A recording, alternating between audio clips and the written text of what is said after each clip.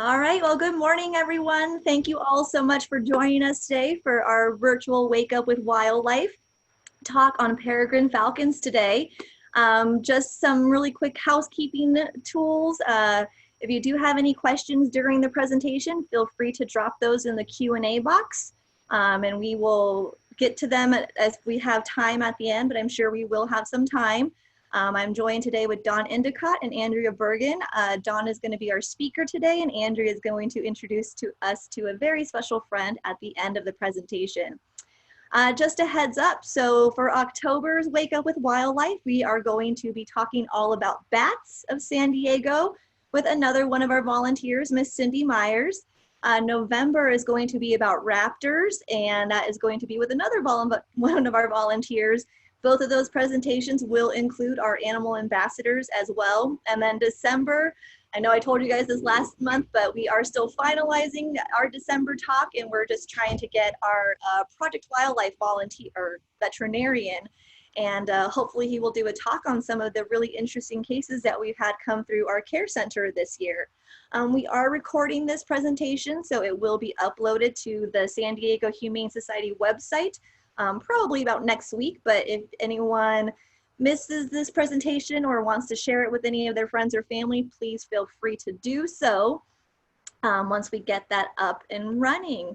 And so without further ado, I'm going to introduce our speaker today. So a retired civilian research engineer and executive in the field of Navy communications and network technologies in San Diego, Dawn discovered a second career as a volunteer naturalist. He is a National Association of Interpretation Certified Interpretive Guide and Mission Trails Regional Park Trail Guide, as well as a public educator for the San Diego Natural History Museum and the San Diego Humane Society as a member of the Project Wildlife's BAT team. Dawn presents multimedia talks on bats and mountain lions at regional venues such as Anza Borrego Desert State Park, Cuyamaco Rancho State Park, Mission Trails Regional Park, and Agua Caliente County Park. He was recognized as Anza Borrego's Desert State Park's Volunteer Naturalist of the Year in 2018. He contributes full spectrum bat echolocation call recordings to the San Diego Natural History Museum and Wildlife Acoustics, a bioacoustic company where they have been incorporated into reference libraries for species identification. Dawn is presently conducting bat acoustic surveys for California State Parks, Colorado Desert District, and the San Diego River Park Foundation. He is a field contributor to the herpetofauna surveys and monitors nesting peregrine falcons for the National Park Service and U.S. Fish and Wildlife Service. And Dawn is also a co-author of the 50 Best Short Hikes in San Diego with the late Jerry Scott. So that is quite a resume that he has. But we are so happy to have him here with us today. Again, any questions you have, please put those in that Q&A box. But without further ado, Dawn, I'm going to hand it over to you. All right, awesome. Thanks, Carly. I hope we didn't take too much time for all that intro. Well, welcome everyone to Peregrine 101. I often give these talks for school groups. So before I get into my multimedia presentation, let me introduce you to Perry so we know about how large a bird we're talking about. This is Perry, and this has always been a great hit at 4th and 5th grade classes. Perry's about the size of a crow, and of course flies a little bit faster than a crow. So say hi to everyone, Perry. I can't imitate their call. It's pretty distinctive though. So what we're going to do now is shift to some PowerPoint slides with some embedded video. And it'll take me a second because I have to set up the screen. So 1 second and I'll be right back.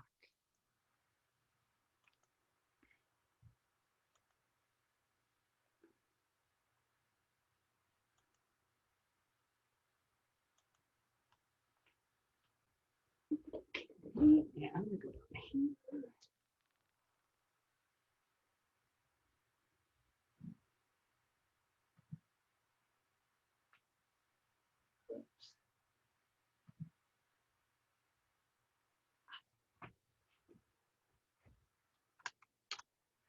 All right, so hopefully Whoops, wrong screen. Sorry, hold on. This is the tricky part.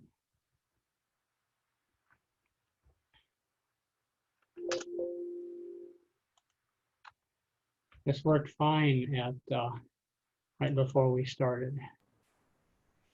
We did a few practice runs too, but of course it's always when you go live.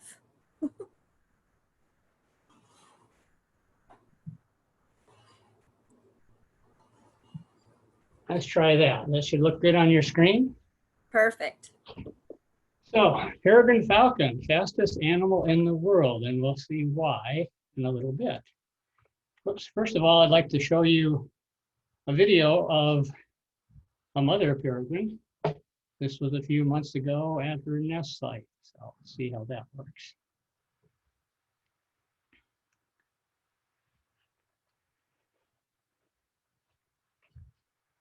Just such a gorgeous bird in flight.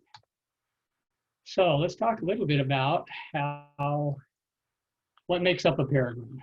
First, Falco peregrinus means the wanderer. They're worldwide except Antarctica. They're a bird-catching species, so they will eat other things, but mainly feed on birds, sometimes called duck hawks. They can dive at speeds of 200 miles an hour or more. That's where they get the world record for animal speed. And in my youth, they were nearly extinct, and they were extinct east of the Rockies, or nearly so. And through some remarkable recovery efforts, they've rebounded quite well. So I said, where in the world do Peregrine falcons live? Alaska down to southern part of South America. Those areas, green shows where they breed. Some of the migrations, you can see there up to the Yukon, 15,000 mile annual trip. So that wanderer title is well deserved. I mentioned they're about the size of a crow. This is Peregrine. This young woman girl is holding 29, 47 inches. Females are larger than males. Consequently, and this is true of many raptors, the males are called tercels, or basically a third smaller, and females are the ones that are called falcons. And there are some of the weights. Sharp pointed wings, they're really made for speed, and we'll see some other adaptations. Sharp talons, that's how they tend to catch their prey. They swoop in, often from above, and swipe with one of those long toes. That stuns the bird if it doesn't kill them, and then they'll bite with their beak to quickly kill them. So you'll see some other adaptations similar. Here's the Malar Stripe, sort of like a football player or baseball players, outfielders, put that stripe on to keep down the sun glare. In addition, they have two adaptations on their beak. The tomial tooth, that's one of the things that snaps the vertebrae of the bird they've caught. And then the tubercules, which I think I have another picture here. It's basically like the cone on a jet engine, and it breaks up that airflow. I've read that if they didn't have that, flying at 200 miles an hour, their lungs might explode. So that's something that breaks up that airflow. Nictitating membrane, that also covers your eyes, sort of like wearing goggles. Just imagine sticking your head out the window of a car at 60 miles an hour. Then try that at 3 times the speed. If you didn't have these special adaptations, you probably weren't even going to see the prey, let alone be successful at catching it. Let's see, I'm going to move something around on my screen. Hunting. So they often chase down birds horizontally where I observe them, but in other areas, they'll soar very high in the sky. I've seen this in Yosemite where I've done some monitoring, and then they'll swoop down. So the prey are not looking upward, and they basically are caught by surprise. They mentioned the speeds to 200 miles an hour. I've seen reports of 240. We'll just go with 200. During the year, the males and females hunt individually, but when they pair up during breeding season, the male does most of the hunting. And And there's a little ritual, we'll talk about that, but the male is going to be bringing the food to the female for the time that she's on the nest. And then largely while those youngsters have not yet fledged. And sometimes they tag team, I've seen that, where they'll sprint from the nest often before the eggs have hatched. And one will distract the prey and the other one will catch up to it. So courtship and mating in San Diego, that generally takes place in February, March. These birds, this is a pair at the inn at Cabrillo National Monument, where that's my primary monitoring location. They will mate for life. Again, in late January, early February, they'll sort of get together. It's usually at the male's nest ledge. So he's kind of the homeowner and attracts the female, but then once they pair up, they'll stay together. Our peregrines don't tend to migrate since it's such a nice place to live. Let's see what else. So, and you'll see on the lower left, that's the male above, and this is a good example. The male is smaller, and the female is coming up to get prey. This ritual behavior is a way to bond. It's associated with hormone generation, and it's, in essence, it's proving that he's a good provider and will be able to take care of her and the chicks once they come. So nesting in eggs, it's not really a nest, it's a ledge, little shallow scrape. Eggs, I've got one here, and I'll hold it up. And this is a replica egg. These are used by biologists, especially in the early days, to help foster double clutching. So they'd harvest the real egg, incubate it artificially, place these in the nest, induce the females sometimes to have a second clutch. So that was one of the recovery methods. So they're different colors, as you can see in the lower left, but modeled, well camouflaged. Usually 3 to 4 eggs. I keep tabs of 2 nests in San Diego. There've generally been 4 at one and 3 in the other. This year we had 4 eggs, but only 3 hatched. So here's what those youngsters look like. Oh, I should have said they hatch in about 31 days. I am monitoring because we band them, and we do that about 21 days after they hatch. And I have a little view from 2 years ago. Next one of our 4 right after they got their band. So let's see how this looks.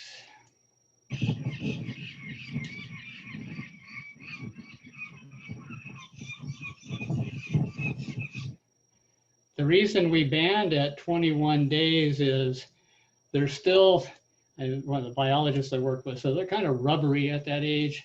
They're not going to fly away. If you wait too long, there's a danger that they might try to get out and away from you. And in this case, that's about a 400-foot fall, so that would not be good. This is the location of that particular ledge. Again, this is actually a joint project between Cabrillo National Monument and the Navy. Those are our same 4 chicks. They're called IASs. Monitoring, I do this as a volunteer for the Park Service and Fish and Wildlife. Actually, Dr. Jeep Pagel is on the right in the lower picture. One of our Project Wildlife members, Patricia Simpson, on the left. She's joined me, especially in the early years. And in that little clip-in, you can see that I'm keeping tabs of a cliff face that has maybe 20 different places that they hide and, or not hide, but where they'll perch. And what the goal here is to find where the nest is and also to time it. I can't actually see into it from this site. So I have to infer, well, I can see when they breed, but I have to infer when eggs are laid and then start a clock to see, you know, to sort of count down to when we'd be able to do the banding. So banding is kind of universal for many species of interest. It involves clipping on 2 different bands. One is a federal identification number, and it's a little silver band usually. And then what's called a colored band. And the colored band has visible numbers and letters. that we can see through a spotting scope and help identify birds. We'll talk a little bit later about why we band, especially in San Diego. And this is a little more view of banding. In this case, we gather them up. I don't. The biologist for the Fish and Wildlife Service is a climbing biologist. You can see Diego there on the lower left. Rappel into the nest. Use a little lunch container to haul them out, and in this case, do the banding up where it's safe and more accessible.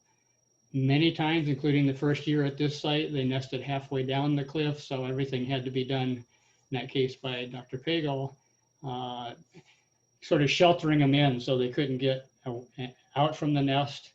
Also, they were a little bit older, so I know he had some scars to prove that he did that round. Why do we band? Well, in San Diego, we have two species of particular interest. Foremost is the California least tern, which is an endangered species, or was. I'm not sure if it's threatened status now. They nest over, largely they nest over on the Strand, Imperial Beach up to Coronado. And one of the problems is they're easy pickings for peregrine falcons. So we have this dilemma of two species of concern, and they're not always compatible. So a banded falcon that is repeatedly going to the least tern site is a candidate for relocation. So during the least tern nesting, biologists monitor on that side of the bay and will, if they identify a repeat offender, they'll strive to live trap it. And there was one of those this year that was hanging out over in downtown. Their vision is good enough from on some of the high rises downtown. They can look over and see the least terns at the Strand. And we had one repeat, and he was just very consistently foraging on least tern chicks, which are pretty defenseless. That's the one on the lower right. So he got a quick trip to Northern California. Another species is the snowy plover, and this was also a couple months ago. Same time, we still had the one falcon back and forth, not from Cabrillo, fortunately, but this is what the snowy plovers, and they're intermixed with the least terns. Fledglings learn to fly about, let's say 7 weeks after hatching. When they do learn to fly, they're nearly the size of the adult. So again, the females are a third larger than the males. They're still dependent on their parents, though. They've got a lot of learning to do for knowing what is going to be something they can catch, let alone how to catch it. They do a lot of practice, and when they're learning to fly, it's especially good if they have siblings. The lower right in this photo is two fledglings that are doing tag. So they'll dive at each other, they'll do flip turns.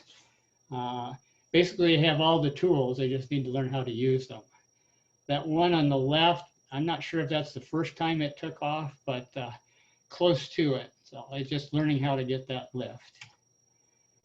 Here are some others just after fledging. In fact, the one on the upper left, that was 2 years ago. I'm not sure how that one got down. That was a young male. And he seemed to be surprised that he was now 300 feet down below his nest.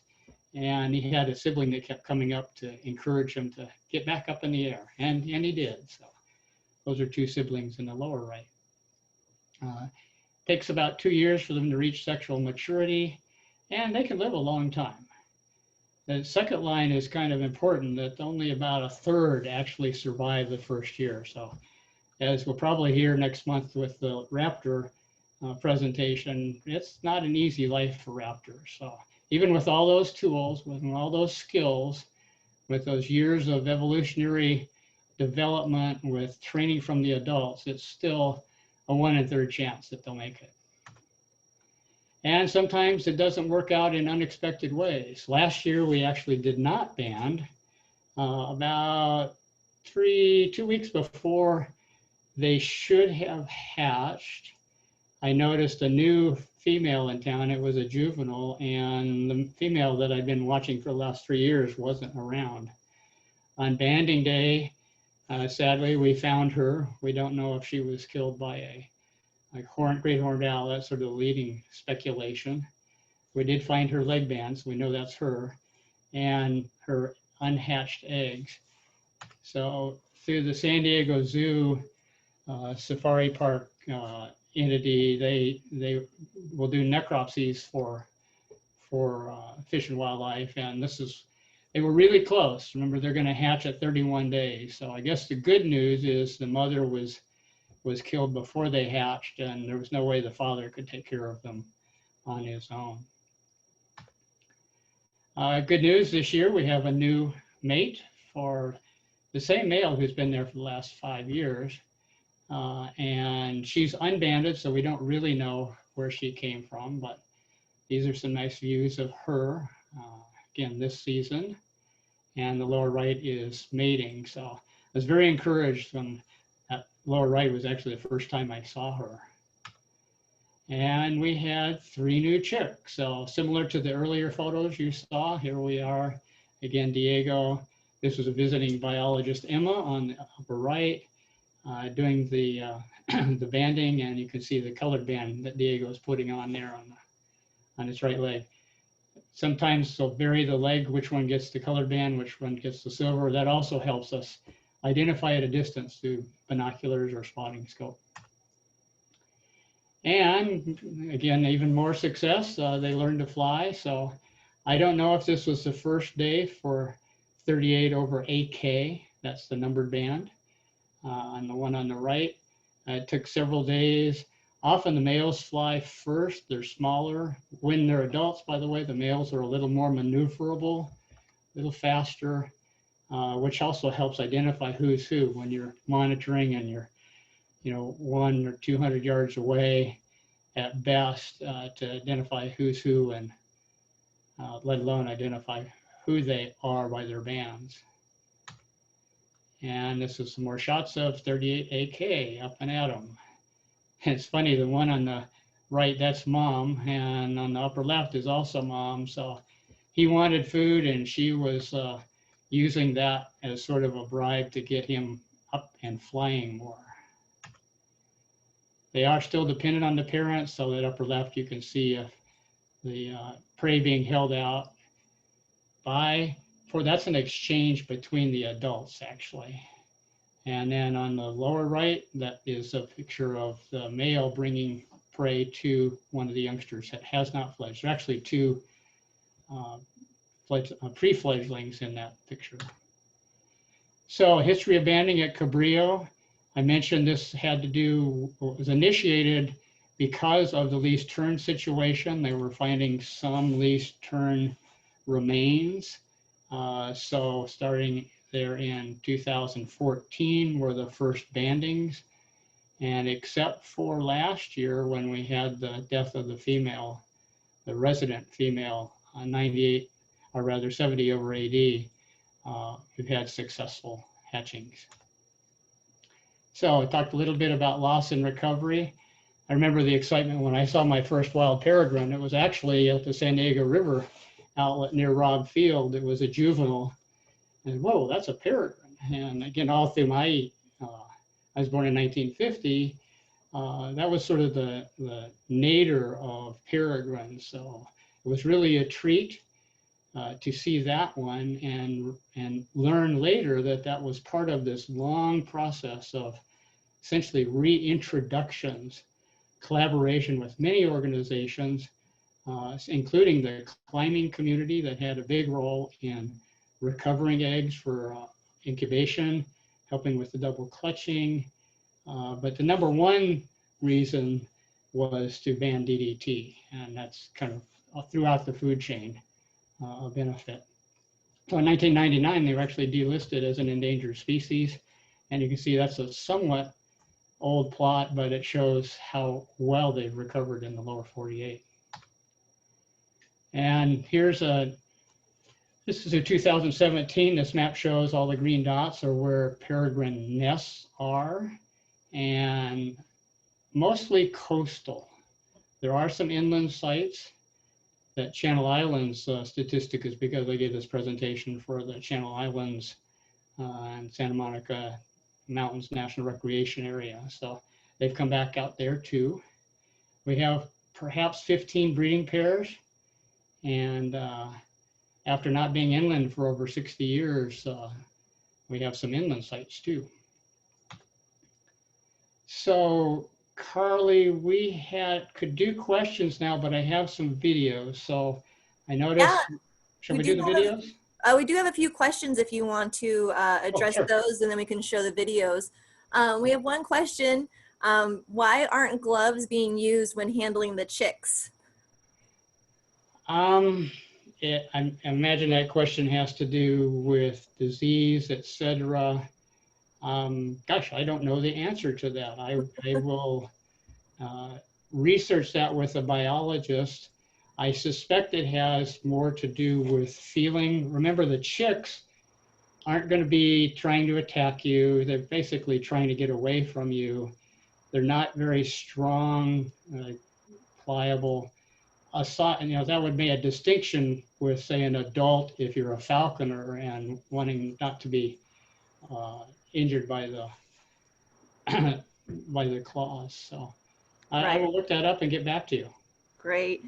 I can imagine it's a little bit harder when you have massive gloves on to handle the chicks when you're doing such sensitive banding. Absolutely correct. And they're robust, but they're also at an age where you could hurt them if you mishandled. And another question is, have there been tests done to determine the talon strength? Grabbing something at 200 miles per hour would appear to require great effort. Oh, okay. Well, that's a great question. The first part of it, I don't know if anyone has put them on, say, a tensiometer to see what the actual strength is. The way they use that toe is they basically swipe at it. So they're stunning the bird. Sometimes it's a hard enough hit that it knocks them out. And it's when they get them in and then they might bite them with a toenail tooth to break the vertebrae. So the main thing is it needs to be strong enough, so I guess you don't break your toes when you swipe at it, but to just grip basically a limp body by the time they're in their talons. It's definitely not as much as needed for like the great horned owl type of thing that's holding their prey down. You're correct. One more question. Are there any stats to show success rate for peregrines that have been raised by rehabbers without any interaction from their parents? Ooh, that sounds like a question for Project Wildlife. It's one of our rehabbers asking as well. Oh yeah, I don't have any experience with rehabbing, and I'm not really a falconer. I watch the birds out in the wild, so I don't know. I guess it would depend a lot on the age of the bird. If it was really young and hadn't learned to hunt yet, that's probably going to be a really hard time because there's no one to show them the ropes. Right. If it's an adult bird, I would think it already knows what to do and would have a much better chance of success. And then just to clarify, so those biologists were rappelling down that cliffside to go get those babies. Is that how they would go and retrieve the chicks? That's correct. And in this case, rappel down, sometimes take the initial photos, but you kind of want to be quick about it. We do this very early in the morning. Don't want them to overheat. And in this case, and also we did some in Mission Valley actually this year too, had like a 4-container, think of it like a fabric cooler.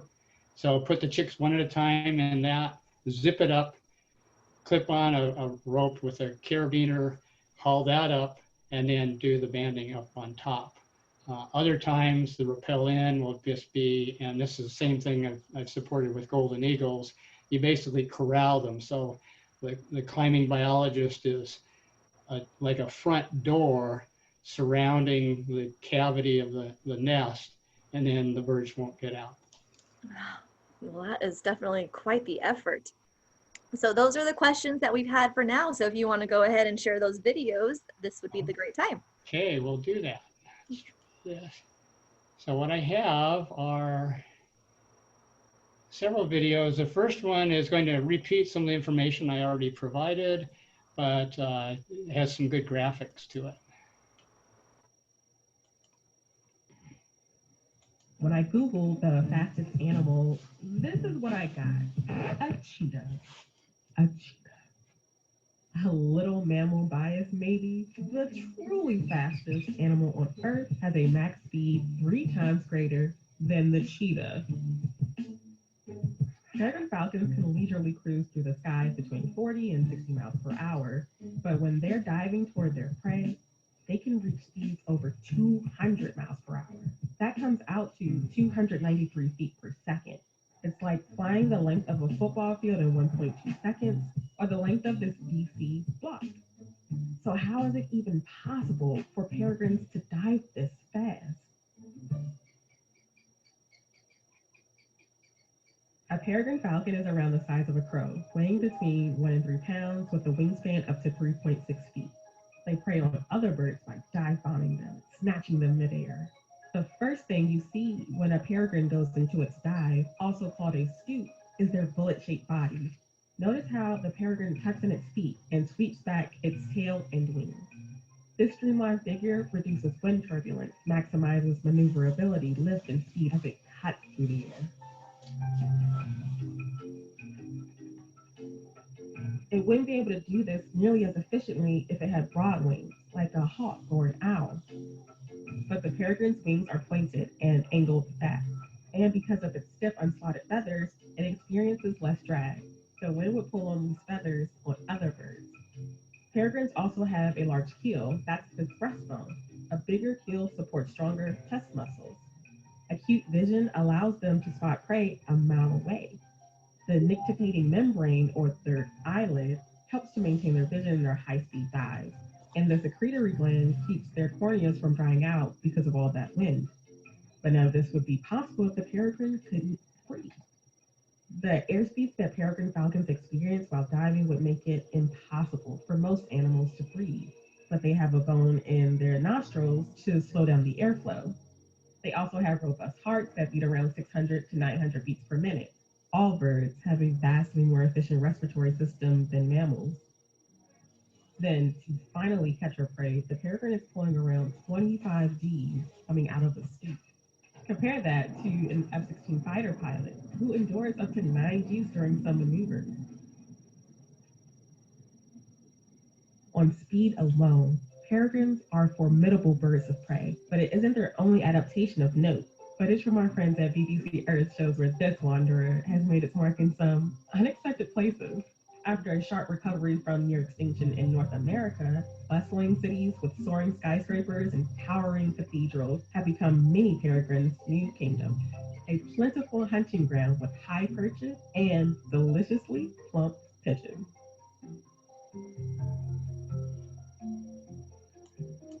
All right, so there's that video. And let's see if we can do another one. This is taking place at Torrey Pines. Just south of LA, the cliffs are home to the fastest animal on Earth.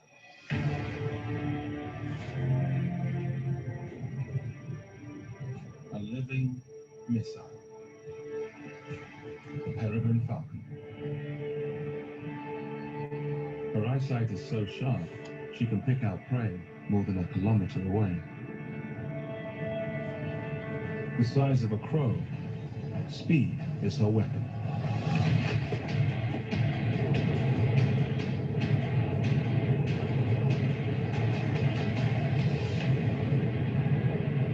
With her wings tucked in, she dives at speeds of 300 kilometers per hour.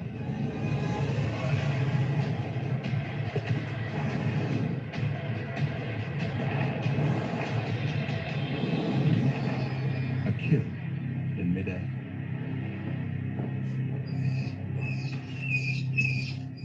Her chicks beg constantly for food. But she is torn between feeding hungry mouths and guarding the nest.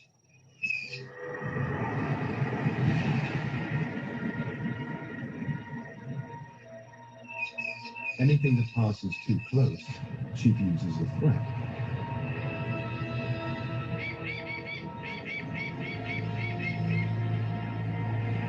Five times her body weight, the brown pelicans ignore her warnings. A dangerous mistake. She scrambles to intercept.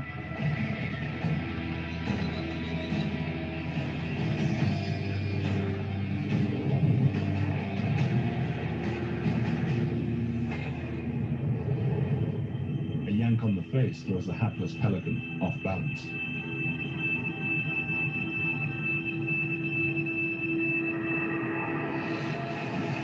One down. She circles back for the rest.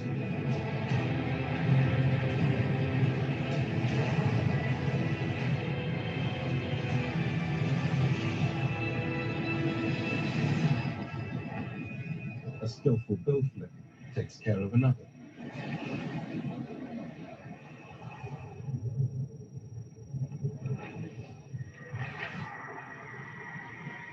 But while she's seeing off the pelican, All right, so I've seen them chase pelicans. I've seen them, there's often osprey off the end of Point Loma, seen them chase. I haven't seen quite that extreme, but I recently saw some photos at Torrey Pines, the same location these were filmed, where doing just that, the 4 brown pelicans. Next, I'd like to show you a short clip from Cabrillo that was giving some of the additional background on that project. The mission of the National Park Service is to protect the natural resources of the national park system for the enjoyment, education, and inspiration of this and future generations. In the management of ecosystems, conflicts between species often arise. Here at Cabrillo National Monument, we're cooperating with our partners to extend the benefits of natural resource conservation. I'm Keith Lombardo, Chief of Resource Management and Science at Cabrillo National Monument in San Diego. A pair of peregrine falcons were found nesting on adjacent Navy property. They frequently use the park to forage for food, but they are also suspected to be preying upon a nearby colony of least terns, an endangered species. To resolve this complex issue, we worked with Navy biologists and the U.S. Fish and Wildlife Service. I've entered almost 1,000 nest sites to ban chicks. And what I found is if you're able to control the most aggressive and largest chick, all the other chicks become completely docile. And to have something come into the nest site that's much larger than their mom, that's actually holding them and grabbing them, it scares them. They think I'm going to eat them. My name is Jeet Pagel, and I work as a raptor ecologist for the U.S. Fish and Wildlife Service. I ban birds in general to try and figure out more of the life history of peregrine falcons. For an ecosystem, we have predators that are on the ground and we have predators that are in the air. A peregrine's role is to kill birds. By killing other birds, it's taking out birds that may be diseased or sick, or in peregrines, sometimes they'll take very healthy birds. Since its listing as an endangered species in 1972, California least tern colonies have shown signs of recovery. However, in the past decade, the population has begun to crash. Terns are now restricted to small postage stamps of habitat where they only may have a couple acres where they have their nests. And because of terns being concentrated in a small area, it makes it more prevalent as a feeding area for those predators that are going to be in the ecosystem anyways. So if we have a situation where a peregrine is a transgressor, we know that that peregrine is eating a lot of least terns. That bird will be captured humanely. It will be whisked away to Northern California as far as we can take it, and it will be released within 24 to 48 hours of capture. Some of them do come back. We know that peregrine falcons have returned back to Southern California. But what we've also found is, at least for the few birds that we've captured, those birds don't tend to go back and do depredatory activities at a tern colony again. Peregrine falcons have recovered from the brink of extinction. During my short 30-year career, it's gone from, say, for example, in California, where we had just a couple dozen pair, to now where we have an estimated almost 300 pair of peregrines. What you have here on the National Monument is a source nest where you have a great pair of parents, where you have clean food, you have a place where it's safe, where the birds can nest, where people aren't going to disturb, and you have an area where the birds are going to disperse from. They may go to Mexico, they may go out to the Channel Islands, they may go north along the coast, but they will help maintain that population. Being a peregrine is not easy. when you're diving at speeds up to 240 miles an hour, you can make mistakes. So in order to have a healthy population, you need to have a lot of peregrines that are still produced in order to maintain that population. All right, I have one more video, and then we'll have some more questions about any of these. This next video is a different nest site. I haven't been able to access it the last 2 years for a variety of reasons. It's in a restricted area, but it has the advantage from about 100 yards away that I can look horizontally into the nest, and I got to see some early parenting going on here. So let's see how this looks.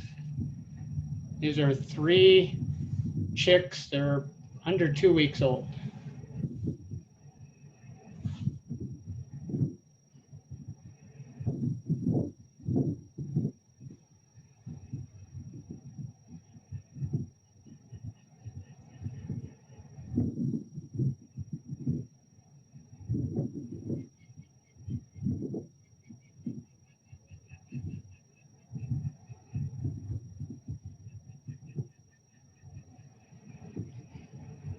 With an odd man out.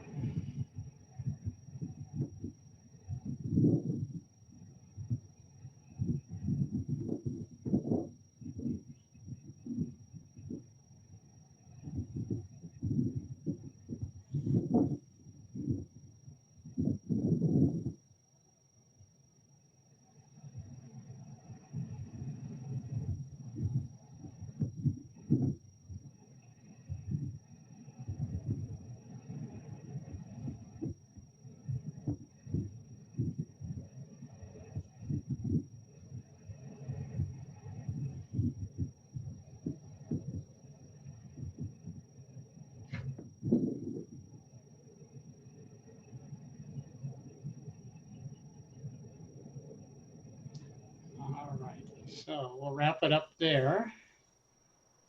And imagine trying to get 4 underneath you, especially when they're older. So we'll stop the shares, open it up for any more questions. Yeah, 2 more questions we have coming in. What are the best hikes to see falcons? Ooh, well, probably the best known is at Torrey Pines. I haven't been there during nesting season. I've heard there's a line of photographers up on the cliffs at the right spot. I have seen them from below. So if you go to Torrey Pines State Beach and walk south, where the peregrines hang out is, it's under 5 minutes from the parking area. Look up, I think it's the same cavity you saw in that BBC video. The other place you can see them, of course, is Cabrillo. At Cabrillo, the most reliable place that you would be allowed to go would be watching them from either the saddle to the Bayside Trail. So you go past the lighthouse down on the Bayside, there's a junction there, and you might see them on the towers at the end of the point. That's a Navy building. Or you might see them from the tide pools. If you look up towards the south of the lighthouse, you're looking at the end of the point. Sometimes you'll see them fly there. I've also seen them fly right by the whale watching station up at Cabrillo. So where those glass partitions are, and that's way cool because they're going, might be going 50 miles an hour and they come, you're almost eyeball level with them. So Those are the most reliable places. That's awesome. Another question came in is, when banding the birds, have biologists encountered the parents returning to the nest area at the same time? What tends to happen is the parents leave but stick around. It's usually the mother. The father may be off hunting somewhere. But you saw in that very second slide of the peregrine flying with the sun behind it, that was the mother. What she'll keep doing is flying nearby, diving. In some situations, they'll actually whack the biologist. You saw those bloody marks on Jeep the first time. The real problem there, he did get whacked by the adult, but the problem there was the chicks were much older than they like to have them. So you could see the brown feathers coming in. They had more tools and were more aggressive. So But yeah, the female will stay around.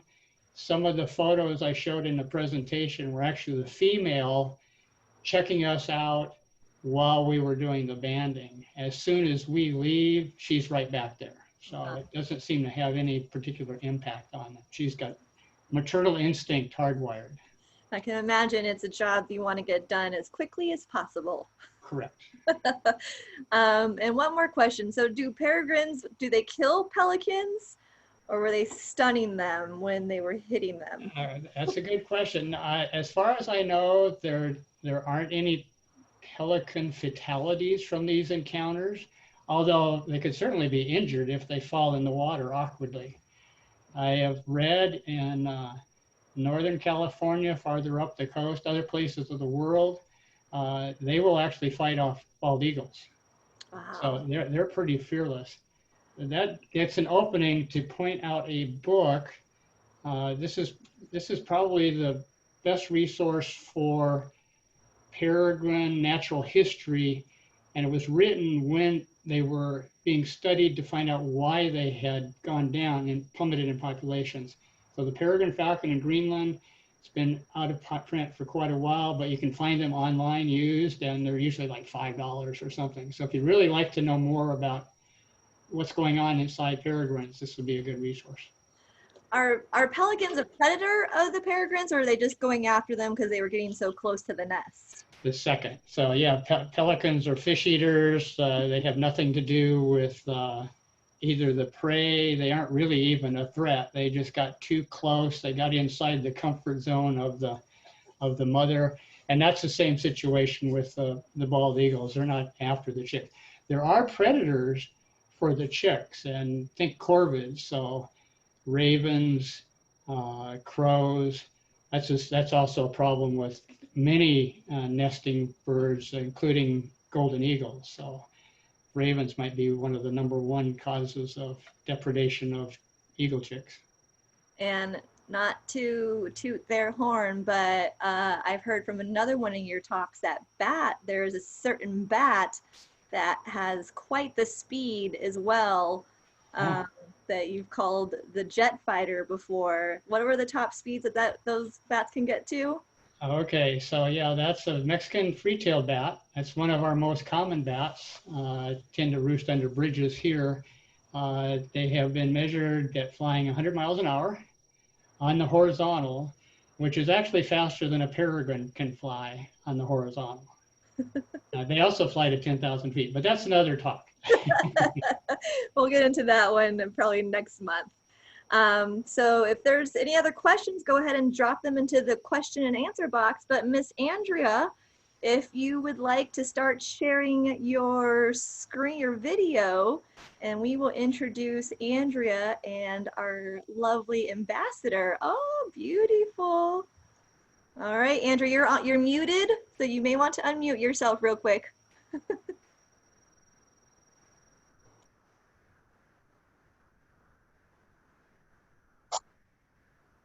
All right, can you hear me? Yes. Okay, great. Let me just set this up so you can see. Good morning, everyone. My name is Andrea Berg, and I run Critter Encounters, and I'm a satellite facility for Project Wildlife through the San Diego Humane Society. So if there is a non-releasable animal that comes in through their facility, they call me and they say, would you be willing to perhaps use this animal as an animal ambassador? And so I have several animals that are Project Wildlife animals, and this is one of them. I hope you guys can see her okay. Her name is Athena, and she is a Peregrine Falcon. So it's a wonderful treat to add to Dawn's talk this morning. Hopefully you guys can see her pretty well. Is she dark, or can you see her? We can Hopefully see her. You can get a good look at her. Yeah. She's just that the bandwidth is just a she's little 3 low. years old. Okay, Go so ahead. You do your she's thing. 3 years old, and I've had her for 2.5 years. And I'm going to just move her a little bit so you can see her wingspan here. Now, her story is pretty unique. She was actually living right here in San Diego and flying around. She was one of our natural neighbors here, and she actually flew into one of the skyrise buildings, one of the skyscrapers down in downtown San Diego. And apparently she hit the window, she hit the glass, and very permanently damaged this wing. So you can see that this wing that is close to me, it hangs a little bit funny. She can't fold it up like the other one.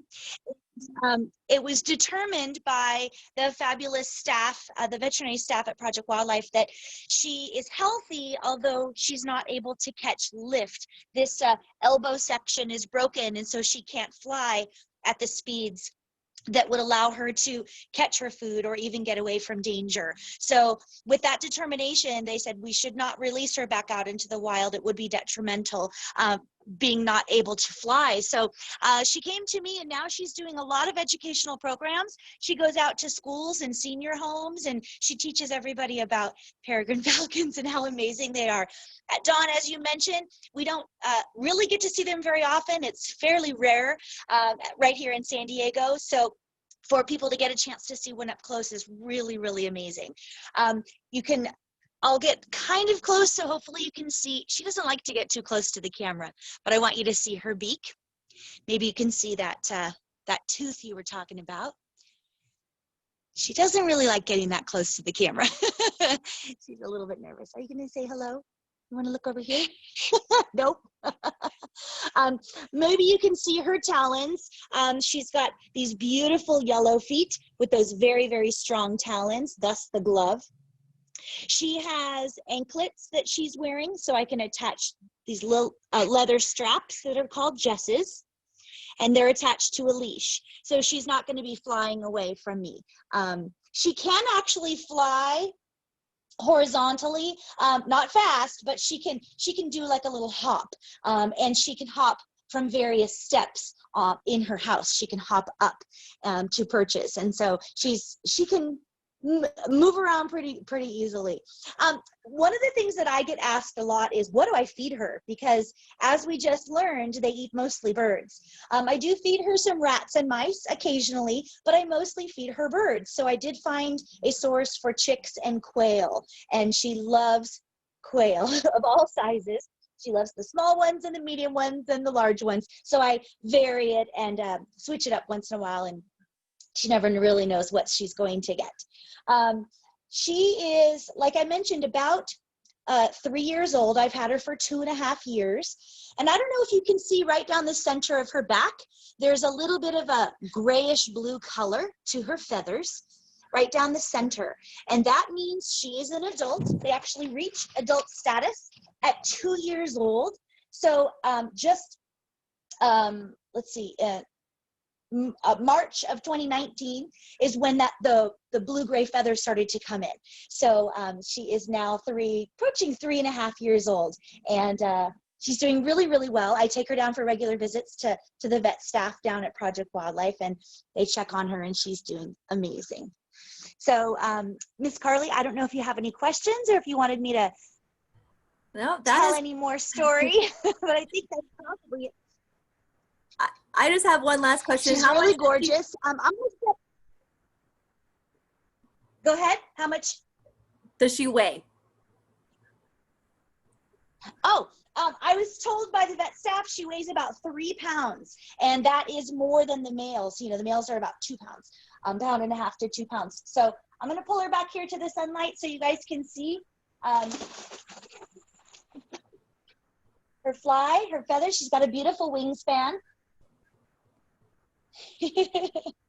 Well, thanks so much for having us, you guys. It was really wonderful to see all of you. Thank you. Thank you so much, Andrea, for hopping in on that. And then, so we just have one last. Yeah, no problem. So we have one last final question: is how can you contact us for school visits when schools open again?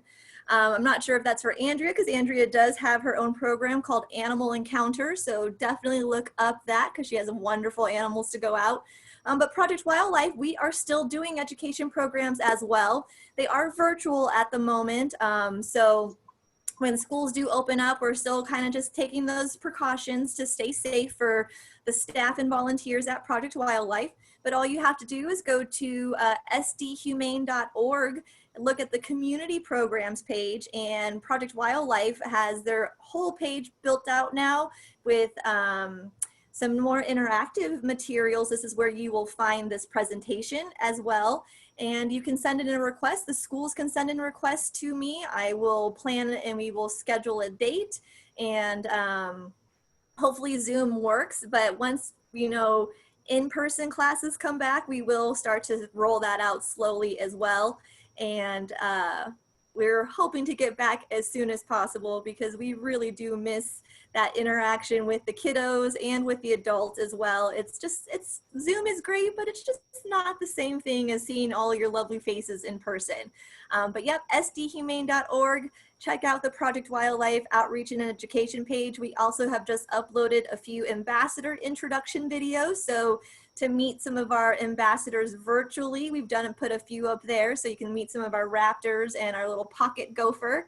But if anyone has any other questions, put them on in. But other than that, my friends, we are coming to the end of our talk today. And I just really want to say a huge thank you and shout out to Andrea and Dawn for donating their time to us this morning and allowing us to learn a lot more about peregrine falcons. And I hope some of you are able to get out and socially distance, but maybe see some of these guys in the wild, because that would be a very special treat.